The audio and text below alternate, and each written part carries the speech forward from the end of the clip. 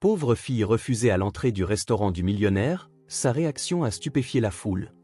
Avant de commencer l'histoire, n'oubliez pas de laisser un like et de vous abonner à la chaîne pour voir plus d'histoires comme celle-ci. Le vent d'hiver cinglait la rue animée du centre-ville. Des flocons de neige flottaient sous l'éclat des lumières de Noël. Des rires chaleureux s'échappaient des portes vitrées de la belle maison, le restaurant le plus exclusif de la ville. Sur un banc en bois près de l'entrée, une petite fille était assise, grelottante. Sa robe bleu pâle était bien trop légère pour la saison. Ses petites mains serraient un gobelet en carton vide. Elle regardait les clients élégamment vêtus passer devant elle sans lui jeter un regard. Son estomac gargouilla de nouveau. Elle posa une main dessus et murmura « J'ai faim ». À l'intérieur, des lustres en cristal scintillaient. Des serveurs portaient des plateaux en argent, passant devant des convives fortunés. Dehors, le souffle de la fillette formait un nuage de buée dans l'air glacial. Elle se leva et fit 2 pas vers la porte. Une hôtesse lui barra le passage. « Tu ne peux pas rester ici, ma belle. Rentre chez toi. » La voix de la fillette se brisa. « S'il vous plaît, j'ai tellement faim. Est-ce que je peux juste me réchauffer à l'intérieur ? » « Non, c'est un établissement privé. Partez. » L'hôtesse évita son regard. Elle se retourna et sourit à un couple qui arrivait, vêtu de manteaux de fourrure. La fillette recula. Des larmes brouillèrent les lumières dorées. Elle se laissa retomber sur le banc, se recroquevillant sur elle-même pour se protéger du froid. Une voiture de luxe noire s'arrêta. Un homme grand en sortit, vêtu d'un manteau sur mesure, une écharpe élégamment nouée autour du cou. Il s'appelait Daniel Carter, 35 ans, un millionnaire autodidacte connu dans le monde des affaires pour son instinct affûté et son tempérament calme. Ce soir-là, il était venu pour un dîner de fin d'année avec des investisseurs. Il remarqua immédiatement la petite fille. La façon dont elle se serrait dans ses bras, la manière dont ses lèvres tremblaient. Quelque chose dans son immobilité au milieu de l'agitation festive le fit s'arrêter. Il s'accroupit près du banc. Sa voix était calme mais ferme. « Et comment tu t'appelles » Elle leva les yeux, hésitante. « Lily. »« Depuis combien de temps es-tu ici » Elle haussa les épaules. « Depuis la tombée de la nuit. »« Où sont tes parents » Ses yeux se posèrent sur la neige. « Il n'y a que maman et moi. Elle travaille tard. » Daniel jeta un coup d'œil vers l'intérieur chaleureux de la belle maison. À travers la vitre, il vit des rires et des verres de vin levés pour porter un toast. Il se retourna vers Lily. Ses lèvres devenaient bleues. « Ils t'ont renvoyé » demanda-t-il doucement. Elle hocha la tête. « Ils ont dit que je n'avais pas ma place ici. » Quelque chose se serra dans sa poitrine. Il se souvint de ses 11 ans, lorsqu'il se tenait devant une épicerie avec sa propre mère, comptant leurs pièces pour acheter du pain. Il se souvint de l'humiliation qu'il avait ressentie quand un vendeur leur avait dit qu'il n'avait pas assez d'argent. Une rafale de vent balaya la neige sur le banc. Daniel retira ses gants de cuir et lui entendit un « Prends ça. Tes mains sont gelées. » Elle glissa le gant sur ses petits doigts. Il engloutit sa main. Daniel se releva.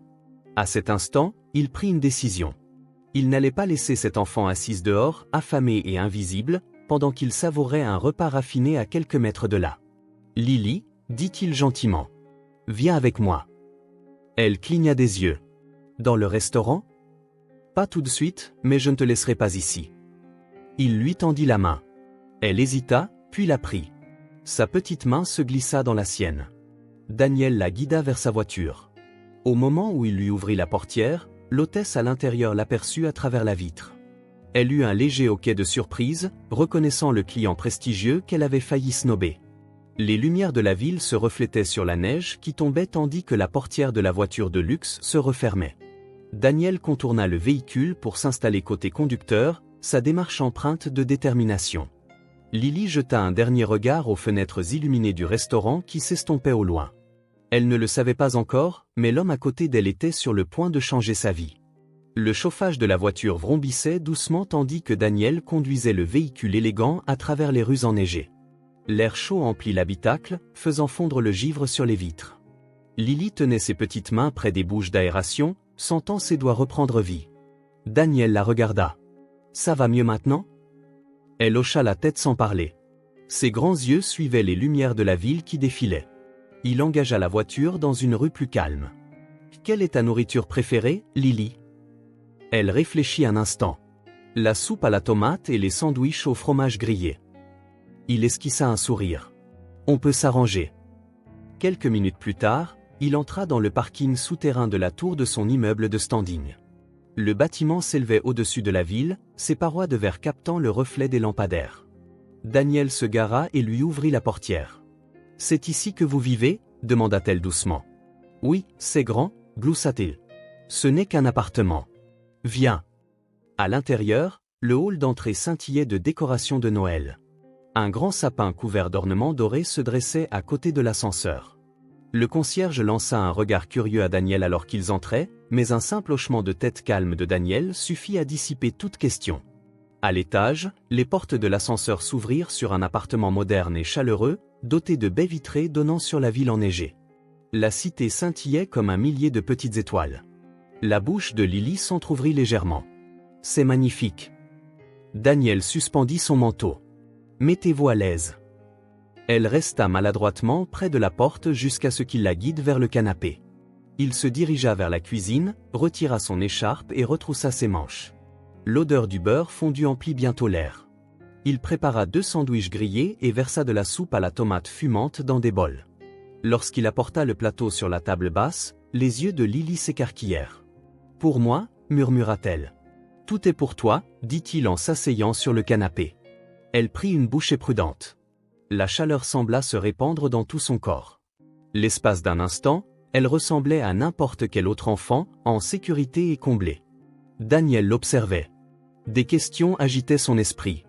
Pourquoi était-elle seule devant un restaurant, la nuit? Pourquoi personne ne l'avait-il remarqué? Lily, dit-il doucement. Est-ce que ta mère sait où tu es? Elle hésita.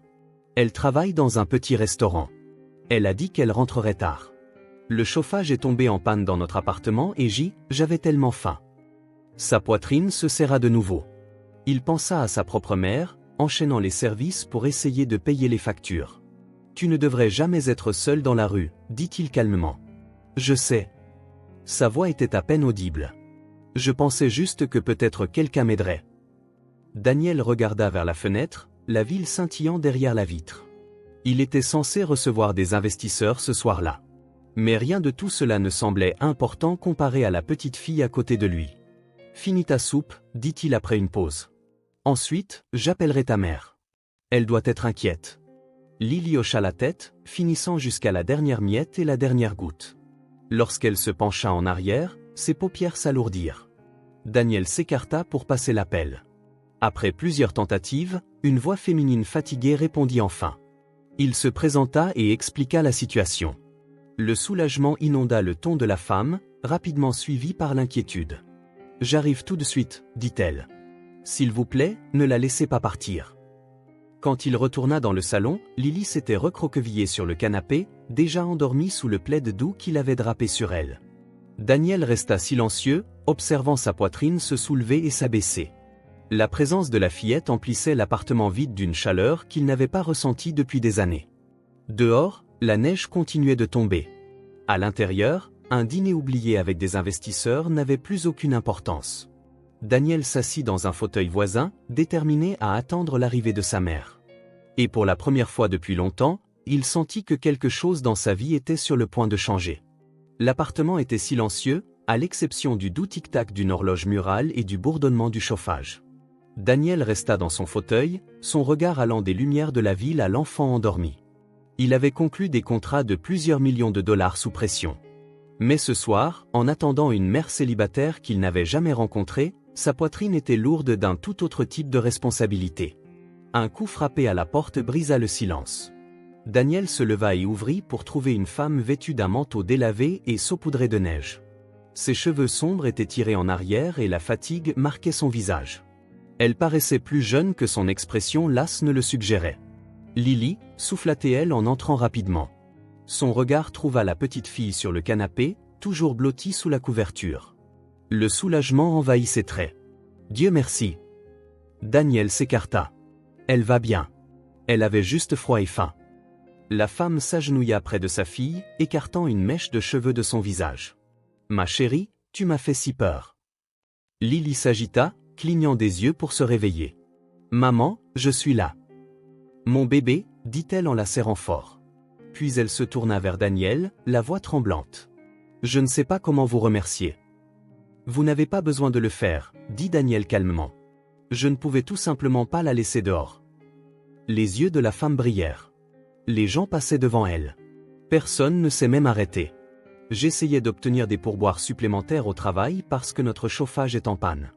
Je n'avais aucune idée qu'elle sortirait. Daniel étudia son visage. Il y vit de la fierté, de la honte et un épuisement qui lui rappelaient les difficultés de sa propre mère. « Ce n'est pas votre faute, dit-il. Vous faites tout ce que vous pouvez. » Elle hocha la tête sans rien dire. Le silence entre eux n'était pas gênant.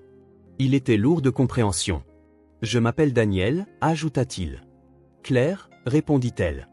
Et voici Lily. » Lily bâilla, se blottissant plus près de sa mère. Daniel se dirigea vers le comptoir de la cuisine et attrapa un bout de papier. Il y griffonna un numéro. « C'est mon portable. Si jamais vous avez besoin d'aide, appelez-moi. » Claire regarda le papier mais ne le prit pas. « Nous ne pouvons pas accepter la charité. »« Ce n'est pas de la charité, » dit Daniel. Son ton était ferme mais doux. « C'est une bouée de sauvetage. Je sais ce que c'est que de se sentir invisible. » Les lèvres de Claire s'entr'ouvrirent légèrement face au poids de ses mots. Elle prit finalement le papier et le glissa dans la poche de son manteau. Des flocons de neige passaient devant les fenêtres, captant les lumières de la ville. Le monde extérieur semblait lointain. Claire se leva. « Nous devrions y aller. Je ne veux pas abuser de votre hospitalité. » Daniel hésita. Il voulait en dire plus. Proposer de les raccompagner, de la nourriture pour le lendemain, peut-être même un endroit chaud où rester. Mais il lut la digne réserve dans ses yeux et se retint. Il aida Lily à enfiler son manteau. Le gant qu'il lui avait donné était encore trop grand pour sa petite main. Sur le seuil, Lily se retourna. « Merci, monsieur Daniel. » Sa gorge se serra. « De rien, Lily. Prends soin de toi. » Elles sortirent dans le couloir et la porte se referma doucement derrière elles. Daniel resta là un instant, l'appartement soudainement trop silencieux à nouveau. Il regarda le rappel de sa réservation au restaurant, intact sur son téléphone. Les investisseurs étaient sûrement partis à présent. Pour une raison quelconque, il ne regrettait pas de l'avoir manqué. Il se dirigea vers la fenêtre. La neige tourbillonnait contre la vitre. Il imagina Claire marchant les longs pâtés de maison pour rentrer chez elle avec Lily, luttant contre le vent glacial. Quelque chose en lui refusa de laisser la nuit se terminer ainsi. Saisissant son manteau et ses clés, Daniel sortit à grands pas. Quelques minutes plus tard, les phares de sa voiture fondaient la neige qui tombait. Il balaya les trottoirs du regard jusqu'à ce qu'il les voie. Claire, portant Lily, avançait péniblement contre le vent. Il se gara à côté d'elle et baissa la vitre. « Montez, s'il vous plaît. » Claire hésita. « Ça ira, nous n'en avons plus pour longtemps. »« Non, » dit Daniel d'un ton ferme mais bienveillant. « Laissez-moi vous aider. » Pendant un long moment, elle resta immobile dans la neige.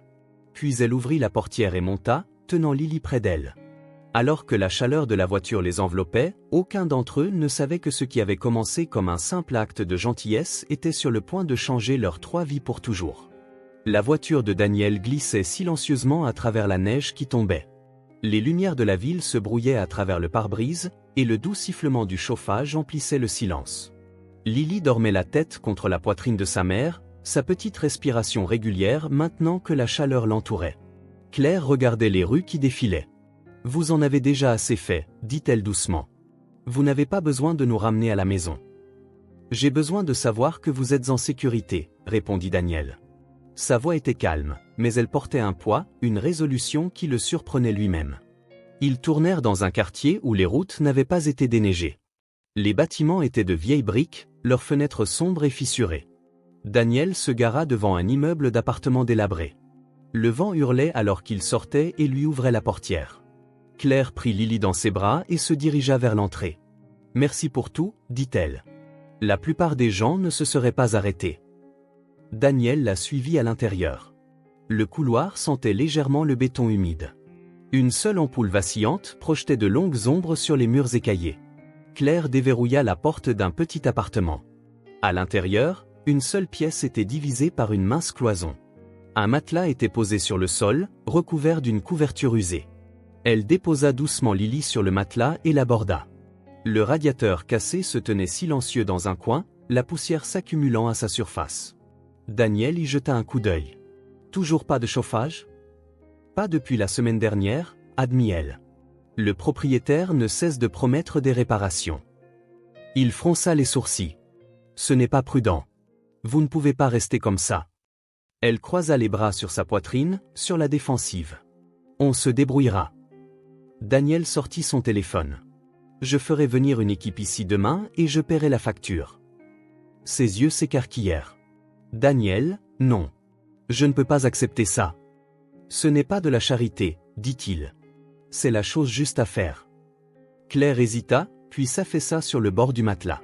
Je fais des doubles services au restaurant. Je pensais que je faisais assez. Mais ce soir, en la voyant devant ce restaurant, sa voix se brisa. J'ai eu l'impression de l'avoir abandonnée. Daniel s'accroupit à côté d'elle. Vous ne l'avez pas abandonnée. Vous faites tout ce que vous pouvez. Le monde l'a abandonnée, mais pas vous. Vous l'avez gardée en sécurité tout ce temps. Elle retint ses larmes. Pourquoi? Pourquoi un homme comme vous s'en soucierait-il? Son regard s'adoucit. Parce qu'un jour, j'étais Lily. Ma mère et moi étions devant une épicerie à compter nos pièces pour du pain. On nous a renvoyés. Un étranger nous a aidés, et je me suis promis de ne jamais oublier ce que j'ai ressenti. Les lèvres de Claire s'entr'ouvrirent. Elle baissa les yeux vers sa fille endormie, puis le regarda à nouveau. Vous avez tenu votre promesse. Daniel se leva et regarda autour du petit appartement. Les murs étaient nus. Le réfrigérateur dans le coin était silencieux, probablement vide. Il s'approcha de la fenêtre, regardant la neige tourbillonner contre la vitre. Vous n'avez pas à faire ça seul, dit-il doucement. Laissez-moi vous aider là où je le peux. Les mots restèrent en suspens dans l'air. Claire ne répondit pas tout de suite. Elle fixa le visage paisible de sa fille, puis hocha la tête une fois, presque imperceptiblement. Le lendemain matin, Daniel tint parole. Une équipe de réparation arriva avant le lever du soleil, rétablissant le chauffage dans l'appartement. Il paya directement le propriétaire, s'assurant qu'il n'y ait aucun retard. Il fit également livrer des provisions, des produits de base, rien d'extravagant, pour que Claire ne se sente pas humiliée. Au cours des semaines suivantes, leurs chemins se croisèrent plus souvent. Parfois, Daniel s'arrêtait au restaurant pour un café, laissant un pourboire généreux, mais sans jamais en faire un spectacle.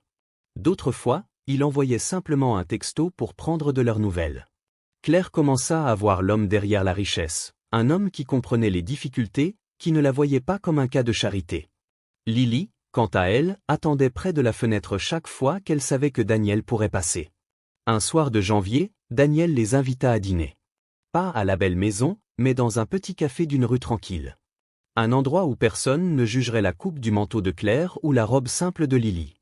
Le café était chaleureux et accueillant, le genre d'endroit où l'air sentait le pain frais et le café.